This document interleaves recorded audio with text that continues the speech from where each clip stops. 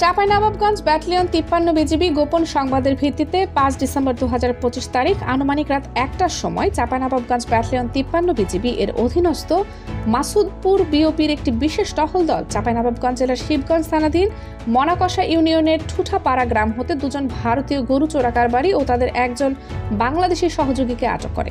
আটককৃতরা হল ভারতীয় নাগরিক মোহাম্মদ আব্দুল কাদির ও মোহাম্মদ দেলোয়ার হোসেন, বাংলাদেশি নাগরিক মোহাম্মদ মারুফ।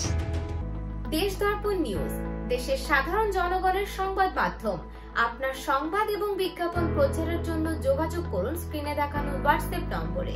গত 3 ডিসেম্বর ভোর 4টার দিকে দুইজন ভারতীয় গরু চোরাকারবারি কাঁটাতারবিহীন ফতেপুর সীমান্ত দিয়ে 4টি গরু সহ বাংলাদেশে প্রবেশ করে এবং স্থানীয় চোরাকারবারি মোহাম্মদ ফজলের কাছে গরু হস্তান্তর করে।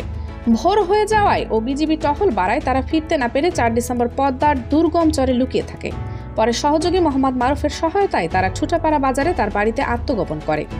আটক ভারতীয় চোরাকারবারি ও তাদের বাংলাদেশি সহযোগীদের বিরুদ্ধে আইনানুগ ব্যবস্থা গ্রহণের জন্য শিবগঞ্জ থানায় প্রয়োজনীয় কার্যক্রম চলমান রয়েছে।